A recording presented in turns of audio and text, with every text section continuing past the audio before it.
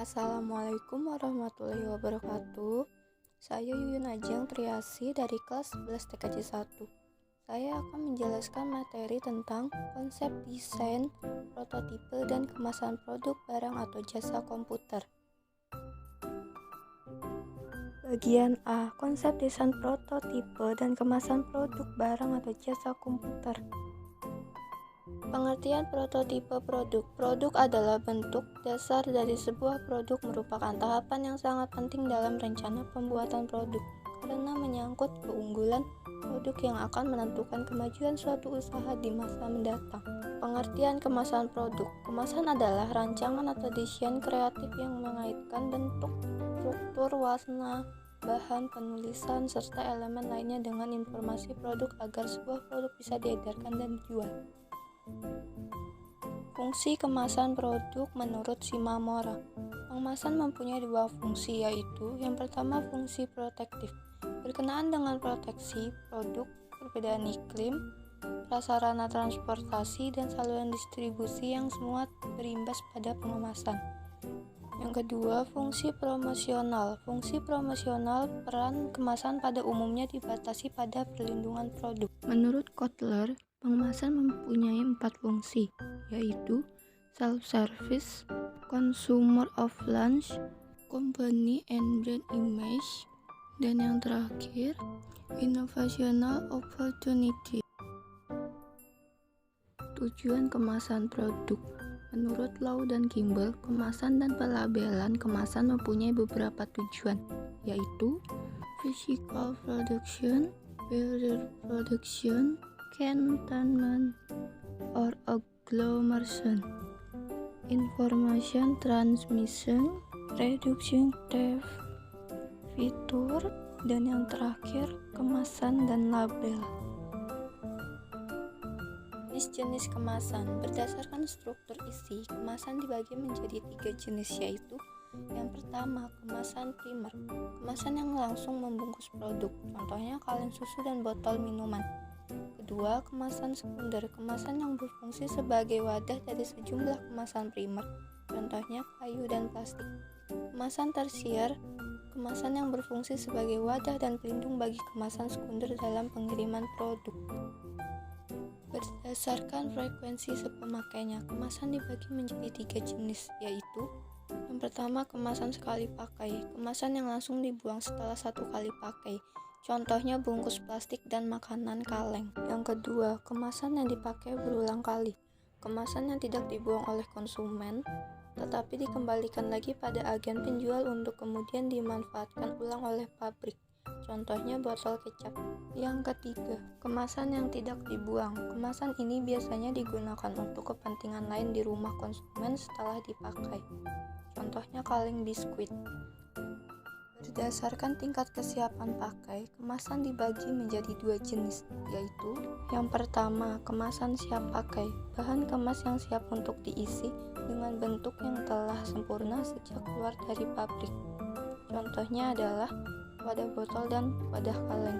Yang kedua, kemasan siap rakit, kemasan yang masih memerlukan tahap perakitan sebelum pengisian, misalnya kaleng dalam bentuk lempengan dan silinder fleksibel, wadah yang terbuat dari kertas, foil, atau plastik.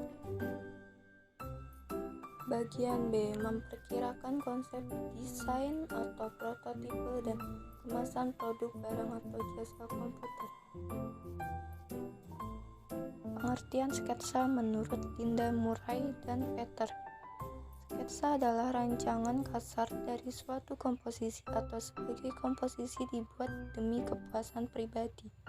Menurut H.W. Flower, sketsa adalah begitu saja tanpa persiapan yang merupakan gambaran atau lukisan pendahuluan yang kasar, ringan, dan semata-mata garis besar. Menurut Fajar Siddiq, garis atau penggarisan merupakan unsur yang paling menonjol hakiki dalam seni lukis, tetapi pada dasarnya terdapat perbedaan antara sketsa dengan lukisan. Jenis-jenis sketsa. Jenis-jenis sketsa dibagi menjadi 3, yaitu pertama, garis-garis besar. Gambar garis besar yaitu sketsa yang membuat garis-garis bentuk sederhana tanpa rincian dan tidak selesai. Kedua, sketsa cepat. Sketsa cepat yaitu sketsa yang menggunakan beberapa garis untuk menampilkan citra suatu sketsa yang sudah selesai. Yang ketiga, studi citra. Sketsa citra yaitu sketsa yang berupa coretan dengan cepat dan kurang terperinci yang hanya menunjukkan bentuk global. Komposisi unsur sketsa. Komposisi memiliki peranan penting dalam terciptanya sebuah sketsa yang bagus. Komposisi atau susunan unsur-unsur dalam seni rupa harus berada pada perbandingan yang tepat agar dihasilkan karya yang pas. Adapun unsur-unsur dalam sketsa antara lain garis, warna, bidang dan bentuk, dan efek pencahayaan. Aturan dan fungsi sketsa.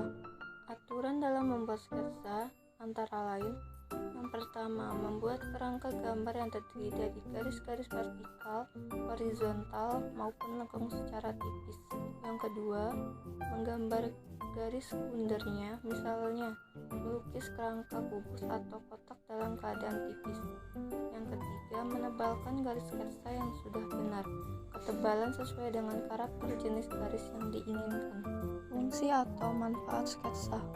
Senada dengan definisinya, sketsa memiliki beberapa fungsi, yaitu untuk lebih memfokuskan gambaran atau gagasan tema, meminimalisir kesalahan, mempertajam pengamatan, meningkatkan kemampuan koordinasi hasil pengamatan dan keterampilan tangan. Bagian C, menyajikan desain prototipe dan kemasan produk, barang atau jasa komputer. Pengertian desain produk serta pemilihan produk dan jasa. Pemilihan produk adalah proses pemilihan produk atau jasa untuk dapat disajikan kepada pelanggan atau klien. Contoh, rumah sakit melakukan spesialisasi pada berbagai jenis pasien dan prosedur kesehatan. Beberapa rumah sakit dapat memutuskan untuk mengoperasikan rumah sakit umum, rumah sakit bersalin, dan sebagainya. Kehidupan suatu produk. Siklus hidup produk terdiri 4 fase, yaitu pengenalan, pertumbuhan, kedewasaan, dan penurunan. Teknik memperpanjang PLC antara lain: meningkatkan produk dengan membujuk konsumen, yang kedua mencari fungsi lain produk dari biasanya, dan yang ketiga mengganti kemasan. Pengembangan produk. Tahapan dalam pengembangan produk antara lain ide, persyaratan, spesifikasi fungsional, spesifikasi produk, ulasan desain, pengujian pasar, pengenalan produk, dan evaluasi. Desain ramah lingkungan. Desain yang ramah lingkungan dapat dilakukan dengan mencontoh uraian sebagai berikut. Yang pertama, menggunakan bahan baku yang dapat didaur ulang. Yang kedua, menggunakan komponen yang tidak membahayakan. Yang ketiga, menggunakan komponen yang lebih ringan. Dan yang terakhir, menggunakan bahan baku lebih sedikit. Penerapan pohon keputusan pada desain produk. Menganalisis masalah dengan menggunakan pohon keputusan ada 5 langkah, yaitu: yang pertama, mendefinisikan masalah. Yang kedua, menggambar pohon keputusan. Yang ketiga, menentukan peluang. Yang keempat, memperkirakan imbalan bagi setiap alternatif. Yang terakhir, menyelesaikan masalah dengan menghitung expected monetary value atau IMV. Desain jasa. Desain jasa adalah suatu yang diproduksi dan dikonsumsi secara bersamaan. Perusahaan akan mengutamakan proses serta pengembangan ide dari desain pada layanan atau barang yang diproduksi tersebut. Merencanakan prototipe. Pertama, menetapkan tujuan prototipe. 4 tujuan prototipe yaitu pembelajaran, komunikasi, penggabungan, dan milestone. Dalam menetapkan tujuan sebuah prototipe, tim mendaftar khususnya pembelajaran dan kebutuhan komunikasi. Kedua, menetapkan tingkat perkiraan konsep. Merencanakan sebuah prototipe membutuhkan tingkatan di mana produk akhir diperkirakan akan ditetapkan. Prototipe yang terbaik adalah prototipe yang paling sederhana yang akan memenuhi tujuan yang ditetapkan pada langkah A. Yang ketiga, menggariskan rencana percobaan. Penggunaan prototipe dalam penggunaan produk dapat dianggap sebagai sebuah percobaan. Praktik percobaan yang baik membantu untuk menjamin penggalian nilai maksimum dari kegiatan pembuatan prototipe. Yang terakhir, membuat jadwal untuk perolehan, pembuat, dan pengujian. Pembuatan dan pengujian prototipe mempertimbangkan subproyek dalam keseluruhan proyek pengembangan. Tim diuntungkan dari jadwal untuk kegiatan membuat prototipe. Dan begitu saja yang bisa saya jelaskan. Terima kasih.